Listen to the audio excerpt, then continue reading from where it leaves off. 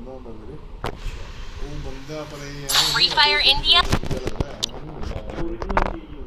ਮਤਲਬ ਉਹ ਗਲਤ ਵੇਚ ਹੀ ਨਹੀਂ ਸਕਦਾ ਹੈ, ਬਿੱਲ ਕੱਟ ਕੇ ਦੇਗਾ ਤੈਨੂੰ ਪੱਕਾ GST ਵਾਲਾ, ਉਹ ਕੰਪਨੀ ਨੂੰ ਗਲਤ ਚੀਜ਼ ਨਹੀਂ ਦੇ ਸਕਦਾ।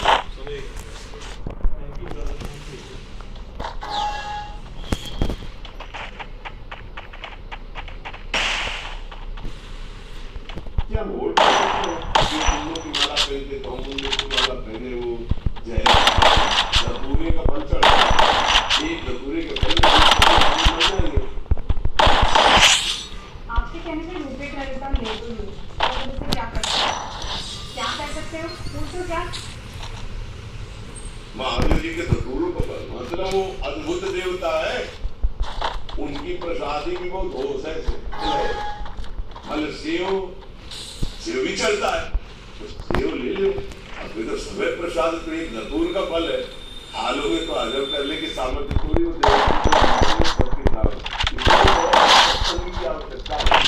नहीं तो उसमें क्या उद्दंडता आ जाती है, आराधना में उद्दंडता आ जाती है, मानसिक विक्षिप्त हो जाता है, फिर लोग उसको सिद्ध मानने लगते हैं। मानसिक विक्षिप्तता को जो जितना धर्म के विरुद्ध उद्दंडता करे उसको चार लोग जो है ना वो सिद्ध घोषित कर देते हैं। ये कलियुग का प्रताप, ये कई बातें ऐसे देखने को मिलती है जो 10वां शास्त्र प्रमाणन को कार्यकारी व्यवस्थित हो, कभी सिद्ध ऐसा नहीं कर सकते, क्योंकि जैसे हम सात्विक भाव लेकर के चले और परिपक्व हुए तो वही भाव रहेंगे ना, तो सिद्धावस्था में तो और सावधानी सिद्ध हो चुकी है, वो असावधान कैसे बर्ताव करता है। आजकल जितना कोई असावधान बर्ताव करे तो उसे कहा जाता है सिद्ध हो गए, क्योंकि अज्ञानी जीव है।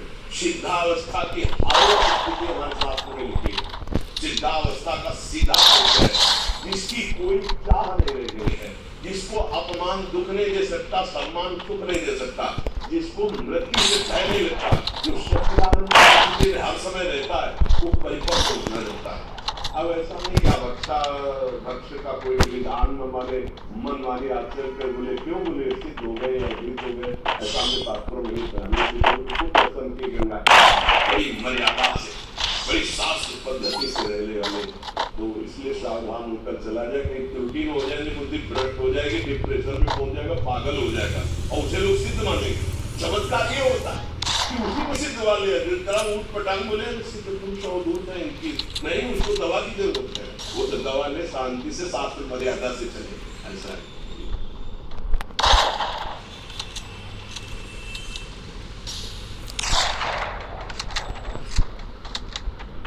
Head there.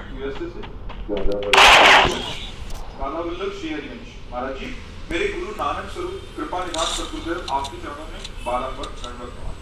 मेरा धन्य सौभाग्य है जो आपके चरण वर्ष में लौटने और वृंदावन धाम। मेरा अकाउंट ही नहीं है उसका 1,30,000 का। अब आकर दिव्य सानिध्य में अमृत वचन श्रवण करने का अवसर मिला। अंतर्यामी पुरुष विधाते श्रद्धा मन की पूरे, नानक दास की हे सुख मांगे, मोकों करी संतन की पूरे। गुरु जी, गुरु कृपा से इस कुचिल कठोर कामी को गुरुद्वारों, देवालयों, संत मंडलियों में प्रभु के यश कीर्ति गायन करने के सुखमयी अवसर मिला, और ये निष्कर्ष निकला, स्मृति वेद पुराण पुकारन पोथियां, नाम बिना सब कूड़ गाली पोछियां, मन को नाम जब कराना बिठाता हूँ के किसी एक नाम का चयन।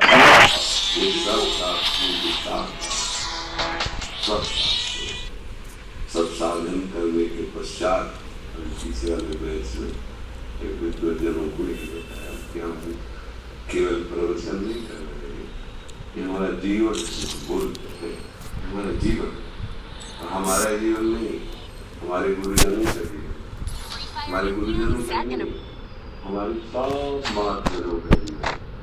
जो आप जो गुरुवाणी जी की बात को सब संतों की माने, गुरुवाणी जी को सब संतों की माने, कुछ ऐसा नहीं है जो अन्य शास्त्रों में गुरुवाणी जी में हो, सब गुरुवाणी जी, निराकार साकार सत्य चिंतन भक्ति प्रेम साधु सेवा सब गुरुवाणी जी में, बस पकड़ पाए महापुरुषों के वचन पकड़, गुरुवाणी संपूर्ण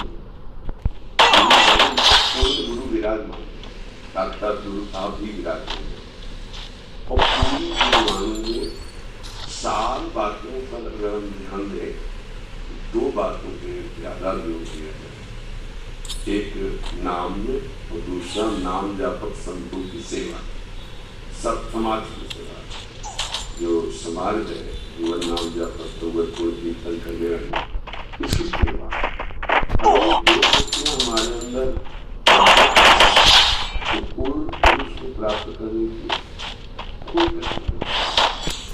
अब सबसे बड़ी बात आती है कि नाम में हमारा मन टीके है,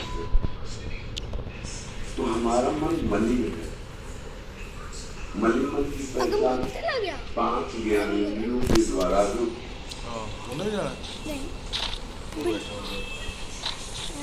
विषय भोगों में प्रगति में जाता है उसे मलिन बोलते हैं। मना खट्टान इंद्रियां प्रगति स्थान करते हैं।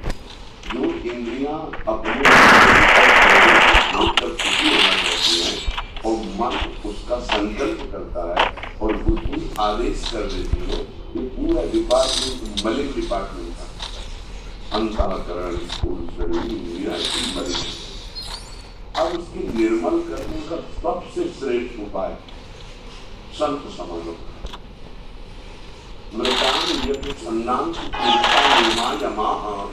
यथा वरुणे सत्संगा सर्वसंगो कहो। भागवत में भगवान श्री कृष्ण चंद्र एकादश स्कंद में वर्णन करते हैं। बड़े बड़े व्रत लेकिन वो पाप नष्ट कर सकते, पाप प्रवृत्ति नहीं। पाप नष्ट और पाप प्रवृत्ति नष्ट होना, इसमें अंतर है। जैसे हम गंगा स्नान के पवित्र तीर्थों का, कुंडों का, सरोवरों का स्नान किए, तीर्थों में गए, वैसे अनुष्ठान किए तो पाप नष्ट हो जाएंगे। पाप प्रवृत्ति नहीं, वो लौट करके उसे ऊपर से काट दिया तो नए नए फेंकेंगे, उस जड़ नष्ट नहीं हुई। पाप की जड़ क्या? पाप प्रवृत्ति। वो पाप प्रवृत्ति व्रतान यज्ञ, बड़े बड़े यज्ञ करने से, बड़े बड़े व्रत करने से, वेदों का पाठ करने से, अवगाहन करने से या नियमों का पालन करने से उतनी कुछ नहीं जितना साधु महात्मा जो भगवत मार्ग के सच्चे पति उनका संग करने से जो होती है। भजन न हो संग भी, भजन बिना नहीं प्रेम, बिना भजनानंदी महात्माओं के संग के भजन नहीं हो सकता। तो भगवान ने कहा वृतान से सन्नाम से तीर्था निमा यमा यथा वरुणे सत्संगा। सत्संगी मतलब जो सत्य का चिंतन करते हैं। सत्संगी कौन है? जो शरीर का चिंतन करता हूँ असत्संगी है। जो इस शरीर को चैतन्य प्रकाशित कर रहा है, सबका परम प्रकाशन हो, वो सत्य है। चाहे उसे आप परमात्मा हो, चाहे उसे आप आत्मा हो, वो घट जो व्यापी तत्व है, जो नाम होना चाहिए।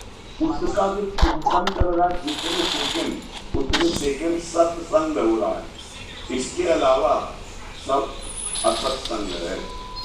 शरीर का चिंतन, रोगों का चिंतन, व्यवहार का चिंतन। अब ये बात तो संत के ही संग से तो पता चली। सत्संग सर्व संगों का त्याग करा देंगे। अगर भोगों का चिंतन तो नाम लगेगा। नाम में मन लगाने के लिए हमको पहले भोगों के प्रति जो आकर्षण बुद्धि उसका सुधार करना पड़ेगा। किस भोग में सुख है, विचार करके देखने से सुधार होता है। किस भोग में सुख है? अगर हम पूरे सुखों में बुद्धि को दौड़ाते हैं तो सबसे ज्यादा काम सुख में बुद्धि राजी होती है। फाइनल में देखो, रुपया पैसा खान पान सब सामग्रियों में जब हम दौड़ाते हैं और उसमें हम पूरा जोड़ करके कौन सा सुख ऊपर आता है? काम सुख। काम सुख कहाँ होना चाहता है? या फिर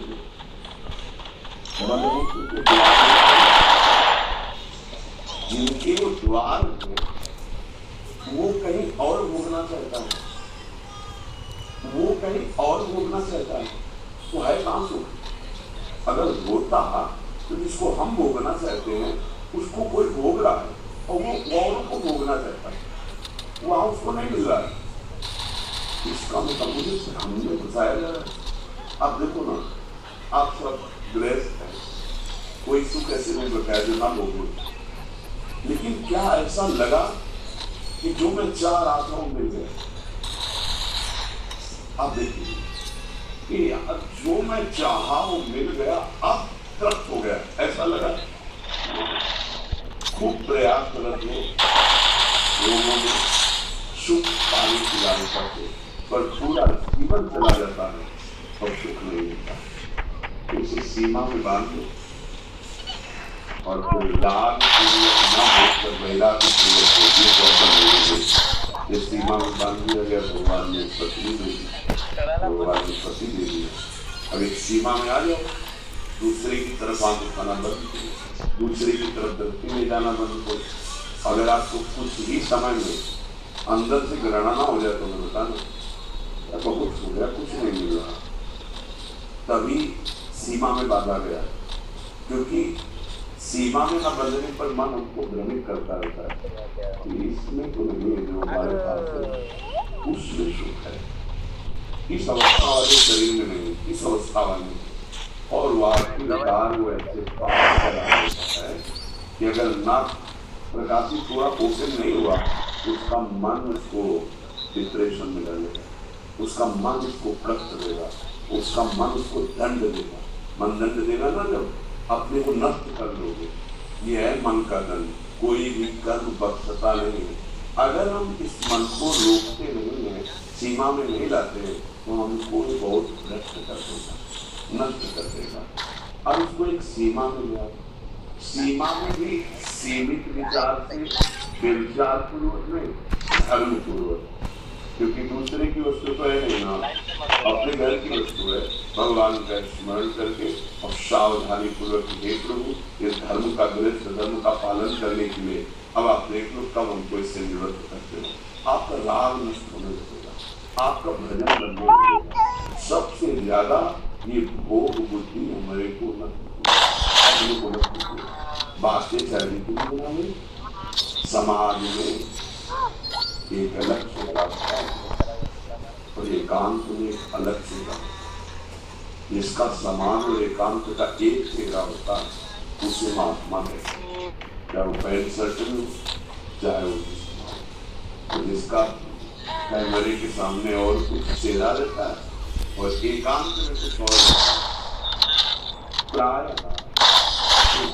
भी होता है, जिसके दो चेहरे हैं। हमारी बात को समझ, एक जो मन में, वही वचन में, वही आचरण में, जो समाज में, वही एकांत में, जो एकांत में वही समाज, जो समाज वही एकांत।